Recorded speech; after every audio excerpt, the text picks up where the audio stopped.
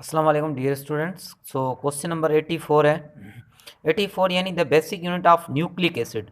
देखो बेटा, basic unit of nucleic acid, nucleic acid is a polymers. So basic unit it means monomers, monomers of nucleic acid. यानी monomers कौन से होंगे nucleic acid के? Nucleotides, B pentose या purine या ऑल ऑफ दीज। देखो मोनोमर्स जो है, मोनोमर्स क्या है न्यूक्लिक एसिड के? वो अपना न्यूक्लियोटाइड्स, न्यूक्लियोटाइड्स क्या हमारे पास? मोनोमर्स है। न्यूक्लिक एसिड खुद क्या है? पॉलीमर्स है। Polymers means DNA, RNA. ये क्या है? ये एग्जांपल है न्यूक्लिक एसिड के। Nucleic acid is DNA, RNA जो है।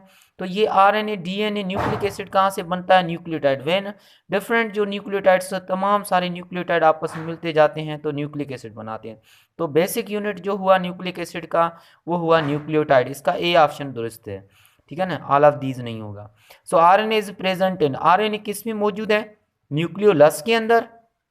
देखो आरएनए, सवाल को समझो, साइटोसोल या ribosomes, all of these. RNA जो है, आरएनए आप देखो, आरएनए न्यूक्लियोलस से बनता है, तो न्यूक्लियोलस के अंदर भी मौजूद है। दूसरी बात साइटोसोल, साइटोसोल क्या है? Semi fluid of cytoplasm. Cytoplasm के अंदर सेमी फ्लूइड होता है जिसको हम क्या कहते हैं? साइटोसोल। राइबोसोम्स, राइबोसोम्स में आरएनए मौजूद है, ठीक है ना। साइटोसोल, साइटोप्लाज्म में भी आरएनए मौजूद है, न्यूक्लियोलस में भी मौजूद है। तो हम इसका ऑप्शन डी जो है ये दुरुस्त ऑप्शन है, ठीक है ना। सो सही correct option D, all of these. The optimum pH for pepsin enzyme.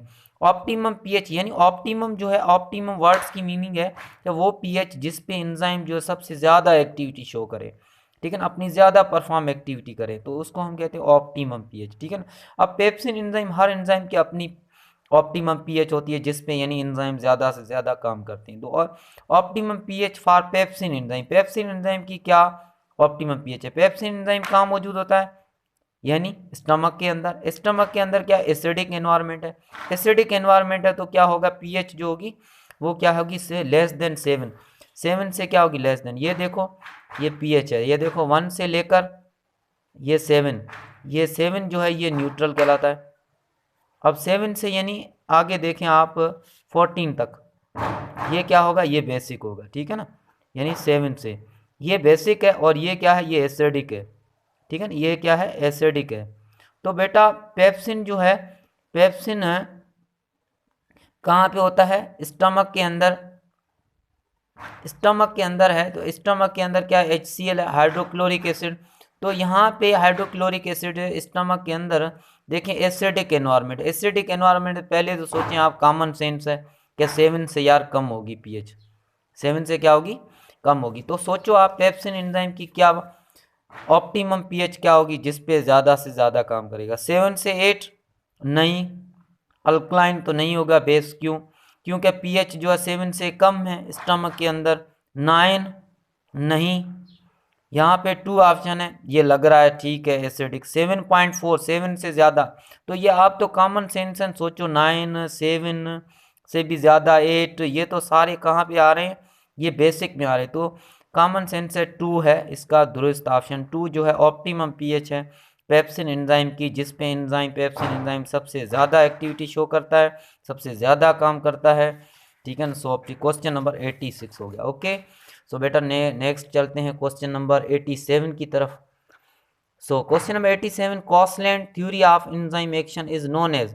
कॉसलैंड scientist था, उसने एंजाइम की थ्योरी दी थी जिसको हम क्या कहते हैं? लॉक एंड की थ्योरी, एंजाइम को enzyme theory, reduced fit theory या इंड्यूस्ड फिट थ्योरी। देखो कॉसलैंड साइंटिस्ट, कॉसलैंड ने क्या किया था? इंड्यूस फिट मॉडल दिया था, इंड्यूस फिट मॉडल दिया था, ठीक है ना। सो इंड्यूस फिट मॉडल, यहाँ पे लिखा हुआ इंड्यूस फिट मॉडल, मैंने नहीं लिखा, इंड्यूस फिट थ्योरी लिखी हुई है कंफ्यूज करने के लिए। रिड्यूस नहीं होगा तो induced fit theory, induced fit theory. So the enzyme involve in feedback inhibition are called. जो एंजाइम होते हैं जो इन्वॉल्व होते हैं फीडबैक इनहिबिशन के अंदर, देखो इनहिबिशन माने रुकावट पैदा करना। सो एंजाइम्स हैं वो इन्वॉल्व होते हैं फीडबैक इनहिबिशन के अंदर, उनको एक्टिविटी परफॉर्म नहीं करने देते हैं। तो कौन से एंजाइम होंगे इनहिबिटर? होलो एंजाइम, नो को enzyme, apo enzyme, allosteric enzyme. देखो एलोस्टेरिक एंजाइम, ऑप्शन डी इसका दुरुस्त है ऑप्शन। एलोस्टेरिक, देखो एंजाइम की साइड्स हैं, देखो ये क्या है? ये हमारे पास एक एंजाइम है, ये क्या है, इसकी एक्टिव साइट है, ठीक है ना। एक अदर साइट होती है जिसको हम क्या कहते हैं, एलोस्टेरिक साइट। क्या कहते हैं हम, एलोस्टेरिक साइट। ये क्या है हमारे पास, ये है एक्टिव साइट, ठीक है ना। तो कुछ ऐसे अपने एंजाइम्स होते हैं, यानी इनहिबिटर्स होते हैं, एंजाइम्स को क्या करते हैं, यहाँ पे आके इसके साथ अटैच हो जाते हैं एलोस्टेरिक साइट से, और एलोस्टेरिक साइट से सिग्नल आते हैं एक्टिव साइट पे, और एक्टिव साइट क्या है, अपनी जो शेप है वो चेंज कर देती है, और शेप चेंज होती है तो क्या होते हैं, सबस्ट्रेट आके यहाँ पे फिट नहीं होते हैं फॉर एंजाइम की। फिर देखो आप यहाँ पे एलोस्टेरिक एंजाइम जब अटैच हो गए फिर पता है क्या होगी, ऐसी शेप हो जाएगी। पहले वो थी, अब देखो अब ऐसी शेप बन गई एक्टिव साइट की। एक्टिव साइट, एक्टिव साइट की शेप चेंज हो गई, तो शेप चेंज हो गई तो पता है क्या हो गया, जाहिर एंजाइम डिस्टर्ब हो गया, रिएक्शन नहीं हुआ। तो कौन से एंजाइम होंगे, एलोस्टेरिक एंजाइम, ठीक है ना। Enzyme involve in feedback inhibition, feedback inhibition के अंदर एंजाइम होते हैं वो एलोस्टेरिक एंजाइम से। Which one of the following bonds permanently to the active site of an enzyme, कौन से हैं bond, which one of the following bonds, कौन सा बॉन्ड है जो permanently to the active site के साथ परमानेंटली अटैच हो जाता है। तो allosteric inhibitors, coenzyme, competitive inhibitors, non competitive. तो याद रखो कॉम्पिटिटिव इनहिबिटर्स हैं वो क्या है, वो आके टाइटली अटैच हो जाते हैं उसके साथ और कोवलेंट बॉन्ड बनाते हैं, कोवलेंट बॉन्ड बनाते हैं, तो यानी परमानेंटली अटैच होते हैं एक्टिव साइट के साथ। तो कॉम्पिटिटिव इनहिबिटर है। The specificity of enzyme is due to, हर एंजाइम्स की अपनी अपनी स्पेसिफिसिटी है, जो यानी एक पर्टिकुलर सबस्ट्रेट के साथ रिएक्शन करता है। तो क्या होगा इसका, हाई मॉलिक्यूलर वेट, यानी हाई मॉलिक्यूलर वेट की वजह से, या देयर पीएच सेंसिटिविटी की वजह से, या देयर टेम्परेचर सेंसिटिविटी की वजह से, या देयर सरफेस कॉन्फ़िगरेशन की वजह से, या देयर हाइड्रोजन बॉन्डिंग। बेटा किसकी वजह से, देयर सरफेस कॉन्फ़िगरेशन, ठीक है ना, कॉन्फ़िगरेशन, सरफेस कॉन्फ़िगरेशन, यानी एक एक्टिव साइट जो है उसका जो सरफेस है एक पर्टिकुलर सरफेस की वजह से, सरफेस कॉन्फ़िगरेशन की वजह से हर एंजाइम जो है उसका सबस्ट्रेट जो है पर्टिकुलर होता है। स्पेसिफिसिटी है एंजाइम की, वो किसकी वजह से है, देयर सरफेस कॉन्फ़िगरेशन की वजह से। ओके, अब कह रहा है क्वेश्चन में which statement is true of all enzymes, वो कौन सी स्टेटमेंट है जो ट्रू है सब एंजाइम के लिए, जितने भी बॉडी के अंदर एंजाइम्स हैं उन सब के लिए क्या है, ट्रू है, दुरुस्त है, सही मानी जाती है स्टेटमेंट सब एंजाइम के लिए। They R D नेचर्ड at room temperature, sorry at temperature above 60 degree Celsius, यानी 60 डिग्री सेल्सियस पे सारे एंजाइम क्या डी नेचर हो जाते हैं, नो होते हैं, लेकिन सबके लिए, यहाँ पे कह रहा है ऑल एंजाइम के लिए दुरुस्त है। They catalyse the break down of large molecule into smaller ones, बिल्कुल कैटालाइज करते हैं, कैटालाइज कर रहा है, catalyse break down large molecules. They have active site which can bind to only one kind of substrate molecules, they reduce the amount of energy required to, देखो ये भी option दुरुस्त है, दे हैव एक्टिव साइट, ठीक है, लेकिन यहाँ पे कह रहा है वो स्टेटमेंट सारे एंजाइम के लिए। तो ये देखो आप, हमने पढ़ा है activation of energy, activation of energy में क्या होता है, हर एंजाइम के लिए तकरीबन थोड़ी सी अमाउंट के अंदर एनर्जी की ज़रूरत होती है। The reduce the amount of energy required, जो एंजाइम को यानी रिक्वायर्ड अमाउंट जो एनर्जी होती है उससे थोड़ी मिनिमम जो एनर्जी हम देते हैं, तो एंजाइम सारे क्या हैं, काम करते हैं, सब एंजाइम जो है थोड़ी सी मिनिमम रिक्वायर्ड एनर्जी पे यानी वो काम करते हैं, reduce the amount of energy, ठीक है। तो इसका जो ऑप्शन डी है ये दुरुस्त है, बाकी मैच करते हैं लेकिन सब एंजाइम के लिए ये। Which statement correctly describe as possible action of competitive enzyme inhibitor, देखो कौन सी स्टेटमेंट है जो डिस्क्राइब कर रही possible action of competitive enzyme inhibitors. So it binds at the active site and prevents the formation of enzyme substrate complex. It binds near the active site and prevents the formation of enzyme substrate complex. It binds near an allosteric site and enzyme substrate complex. It binds to an allosteric site and prevents the formation of enzyme substrate complex. मैंने आपको पहले बताया कि देखो यहाँ पे सवाल पूछ रहा है which statement correctly, देखो enzyme action से competitive enzyme inhibitor, competitive enzyme inhibitors, देखो पहले बताया आपको मैंने, ये जो है कॉम्पिटिटिव करता है, ये आके इसके साथ एक्टिव साइट के साथ अटैच हो जाता है, सबस्ट्रेट को आने नहीं देता है, इसके साथ कॉम्पिटेटिव कर रहा है और यहाँ पे फिट हो जाता है, और जब फिट हो जाता है तो यानी सबस्ट्रेट नहीं आता है और रिएक्शन नहीं होता है, ठीक है ना। तो इसका यानी it binds at the active site, ये एक्टिव साइट के साथ बाइंड होता है एंड प्रिवेंट्स, उसको बचा रहा है फॉर्मेशन ऑफ एंजाइम को सबस्ट्रेट कॉम्प्लेक्स के साथ, ठीक है ना। एंजाइम को मिलने नहीं देता है अपने सबस्ट्रेट के साथ, ठीक है ना। जैसे देखो कुछ आपके कुछ दोस्त होते हैं, दो एक खास दोस्त होते हैं, एक तीसरा बंदा होता है जो आपको यानी उससे मिलने नहीं देता है, तो इट मीन्स लाइक दिस यानी कॉम्पिटेटिव एंजाइम, ठीक है ना, इस तरह से है। देखो if one strand of DNA molecule contain sequence 3 adenine cytosine guanine thymine adenine 5 prime, ये प्राइम है 3 से लेकर 5 prime, the other strand of the DNA molecule could contain the sequences at the same location. देखो if one strand DNA की एक strand जो है जिसकी सीक्वेंस है 3 प्राइम से यानी adenine cytosine guanine thymine adenine, तो देखो दूसरी सीक्वेंस क्या होगी स्ट्रैंड की, देखो इस तरह से मैं आपको बताऊं। देखो एक जो सीक्वेंस है देखो 3 to 5 प्राइम यानी क्या है, adenine adenine cytosine guanine thymine adenine cytosine guanine thymine adenine, ठीक है ना। अब ये फर्स्ट प्राइम है, अब जब नेक्स्ट इसकी जो कॉपी बनेगी ना उसमें पता है क्या होगा, ये 5 इधर आ जाएगा उल्टा हो जाएगा और 3 इधर आ जाएगा, ठीक है ना। सो एडेनाइन किसके साथ हमेशा मिलता है, एडेनाइन, ये आपको याद होना चाहिए, ठीक है ना। एडेनाइन हमेशा पेयर विद किसके साथ बनाता है, एडेनाइन पेयर बनाएगा थायमिन के साथ, ठीक है ना। थायमिन के साथ साइटोसिन हमेशा ग्वाइनिन के साथ, ग्वाइनिन साइटोसाइन के साथ, थायमाइन जो है ये किसके साथ, एडेनिन फिर से थायमाइन के साथ, थायमिन किसके साथ, थायमिन जो पेयर बनाता है वो बनाता है अपना थायमिन जो है एडेनिन के साथ, ठीक है। सो बेटा ये आप समझो, ये दुरुस्त आप देखो ये है, ये 3 to 5 प्राइम, जब इसकी यानी जब ट्रांसक्रिप्शन प्रोसेस में एमआरएनए जो क्या करता है, एमआरएनए कॉपी बनती है एमआरएनए की, तो 3 to 5 प्राइम से यानी फिर 5 to 3 प्राइम कॉपी बनती है।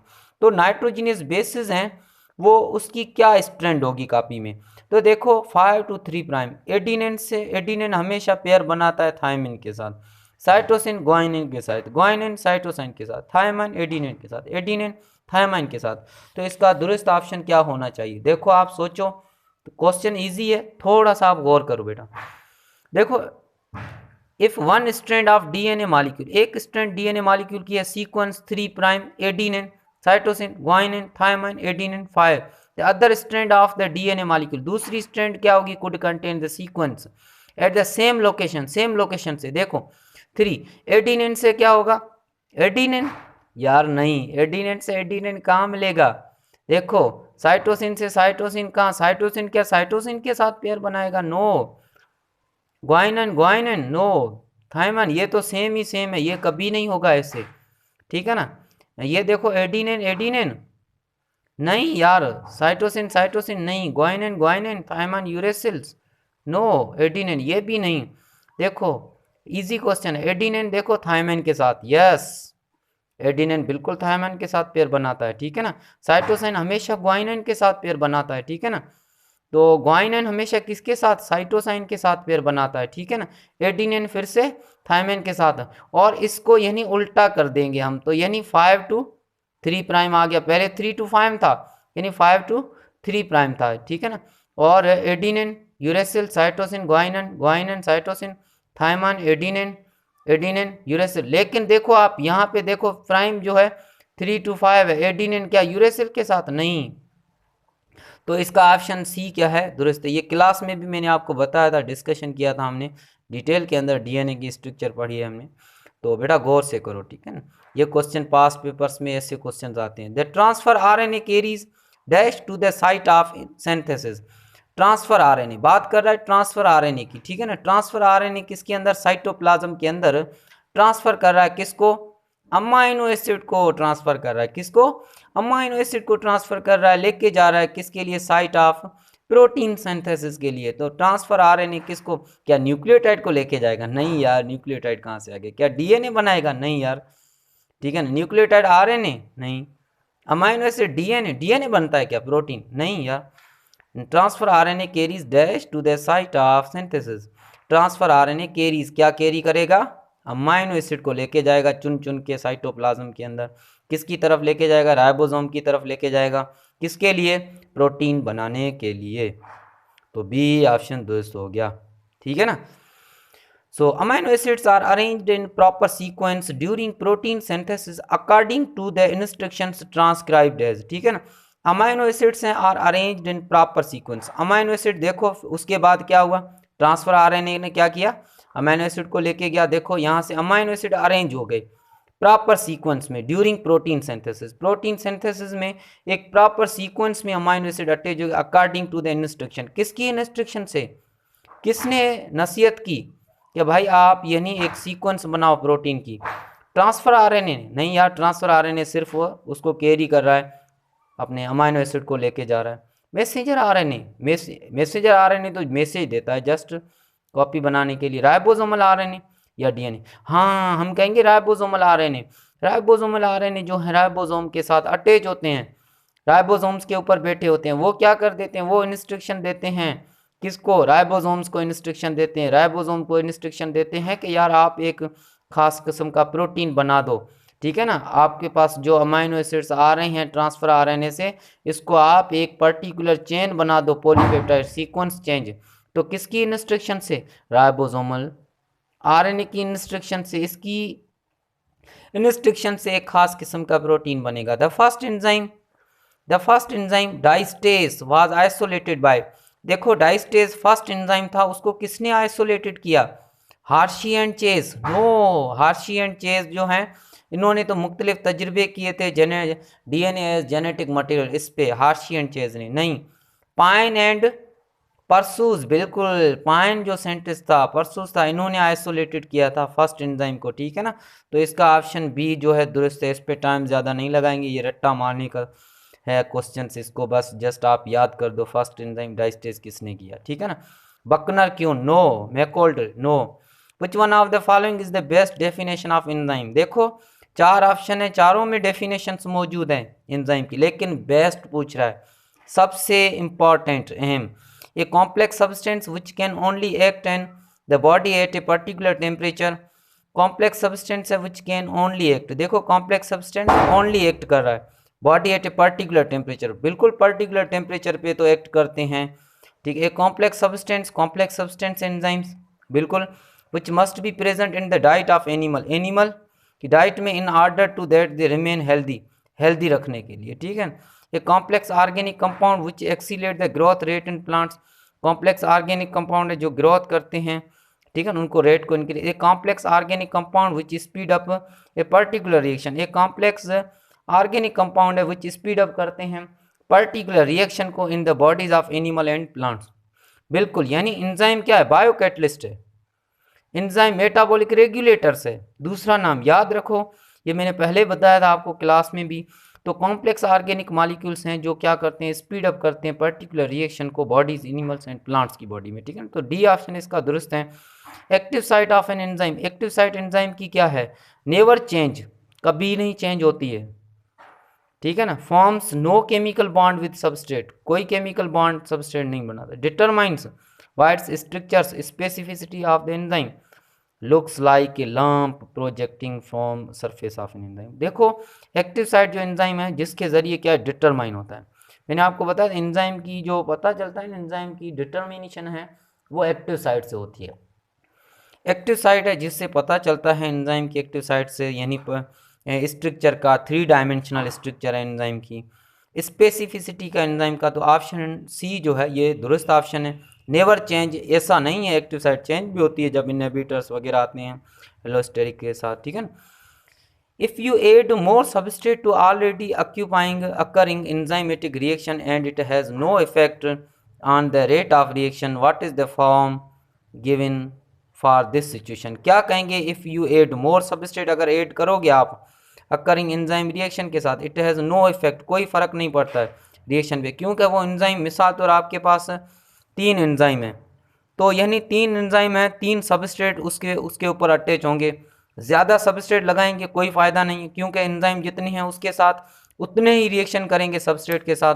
तो ज़्यादा ऐड करने का कोई फ़ायदा नहीं है, बिकॉज क्योंकि उसके अंदर ऑलरेडी जो है एंजाइम है उनकी एक्टिव साइट है वो क्या है ऑक्यूपाइंग है, तो अकरिंग एंजाइमेटिक रिएक्शन के लिए, ठीक है ना। तो क्या होगा ऑप्शन इसका सेचुरेशन, इसको हम कहते हैं saturations. So enzyme which help in digestion of fat, fat की डाइजेशन कौन करता है, amylase, lipase, enterokinase, trypsins, pepsins. तो याद रखना जो फैट की जो डाइजेशन करता है वो लाइपेस करता है, ठीक है, लिपिड को कन्वर्ट करता है फैटी एसिड के अंदर, ग्लाइसरोल के अंदर। Thank you so much. आपको मेरी वीडियो पसंद आई हो तो लाइक करना, कमेंट करना, शेयर करना, सब्सक्राइब भी करना और प्रेस आइकॉन को ज़रूर दबाना, क्योंकि आपका जो लाइक कमेंट शेयर करना होता है ये हमारे लिए एक इंस्पायरेशन पॉइंट ऑफ व्यू है, ठीक है ना। So please thank you. So like ज़रूर करना, लाइक कर लिया करें, इतना टाइम हमारे लिए भी निकाल दिया करें, एनर्जी थोड़ी सी आप भी वेस्ट कर लें। Thank you so much.